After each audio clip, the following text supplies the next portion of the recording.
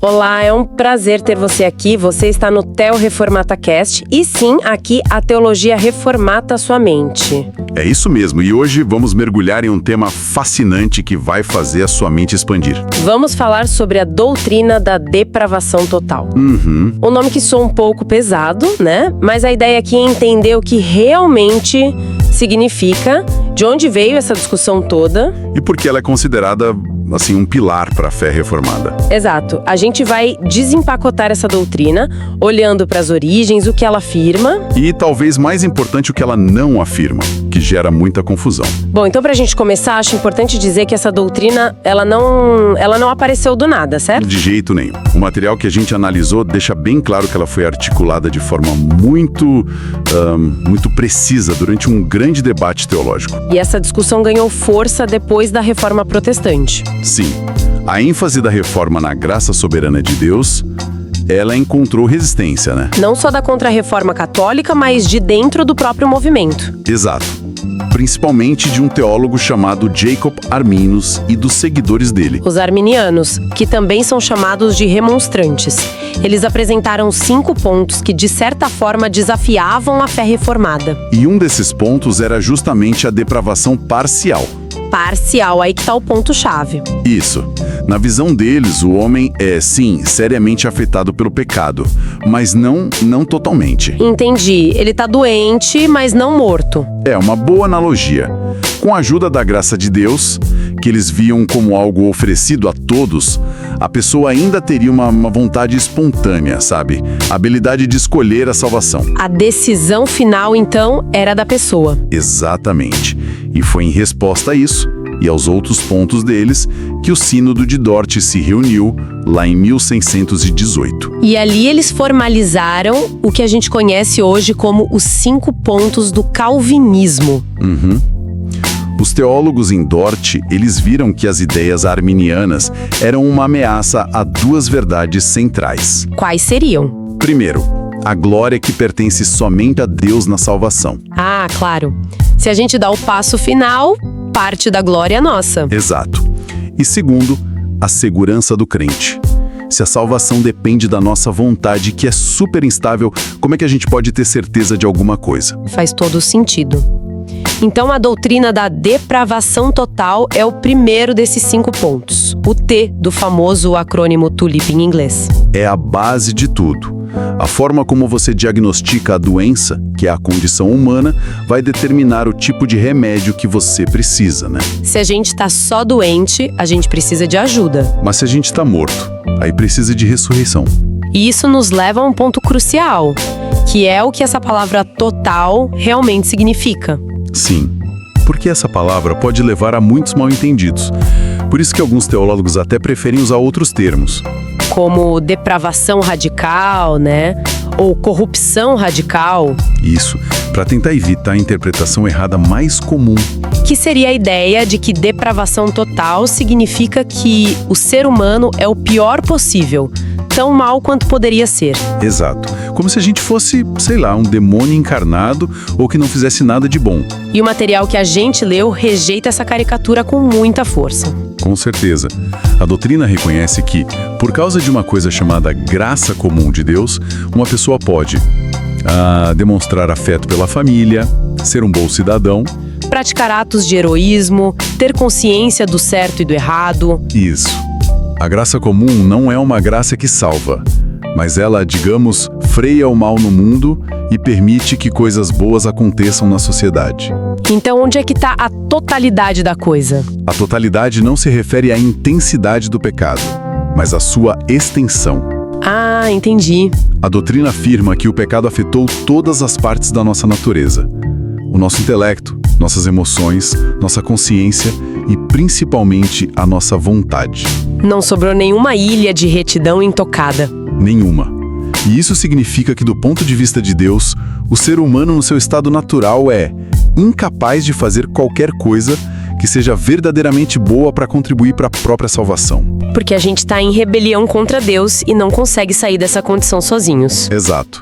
Para aprofundar nisso, um dos textos que a gente analisou divide essa doutrina em 5 facetas, o que eu achei uma forma muito boa de organizar o pensamento. Qual a primeira A primeira é a iniquidade aberrante. Um nome forte.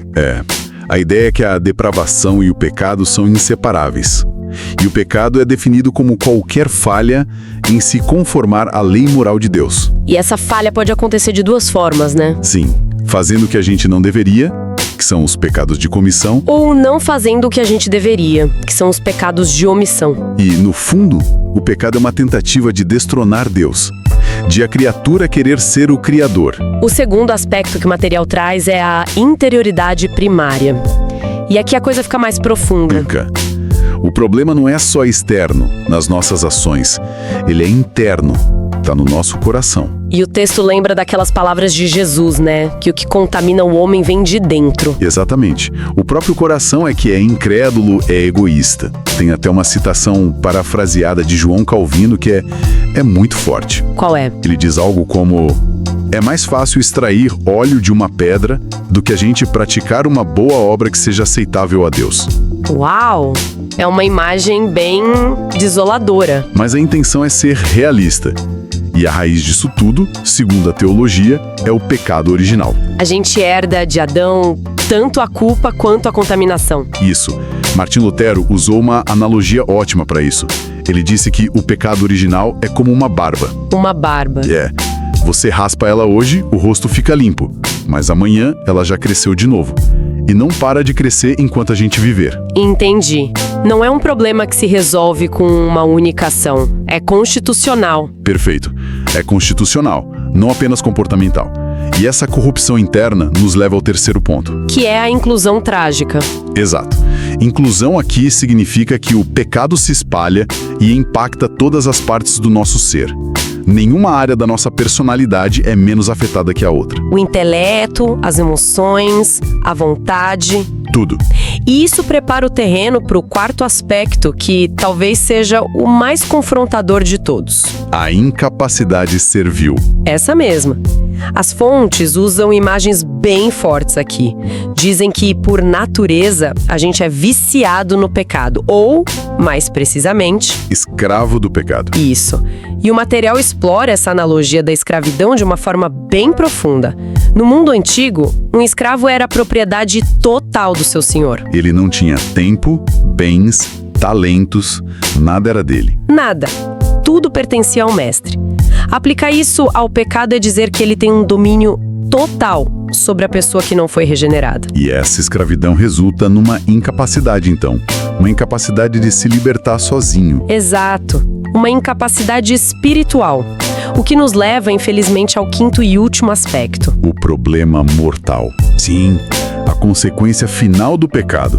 Como a Bíblia diz, o salário do pecado é a morte. E os textos detalham que essa morte tem 3 dimensões. 3. A primeira é a morte física, que é a separação do corpo e da alma. A consequência universal da queda. Depois, a morte espiritual, que é a condição em que a gente já nasce, separado da vida e da comunhão com Deus. Viver alienado da fonte da vida, mesmo estando fisicamente vivo. E por último, a mais grave, a morte eterna.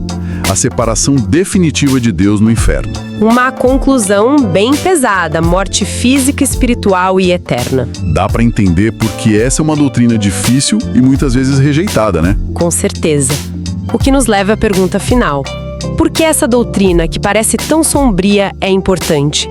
Qual o propósito dela? A grande conclusão do material é que a depravação total nos humilha para que Deus seja exaltado. Ao orgulho humano. Exatamente.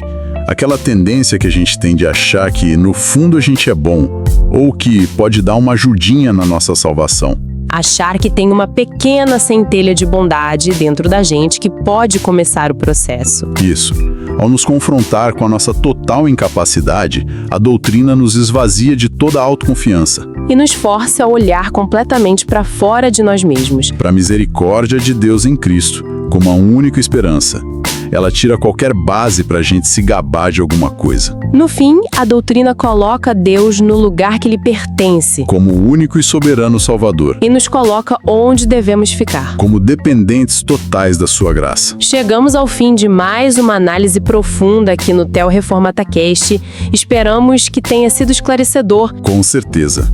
Não se esqueça de se inscrever no canal e ativar o sininho para receber notificações de novos conteúdos. E se você quiser se aprofundar ainda mais, a gente recomenda a aquisição do livro que usamos como base para essa conversa. O nosso link de afiliado está na descrição. Assim você ajuda este projeto a continuar. Muito obrigada pela sua companhia. Até a próxima!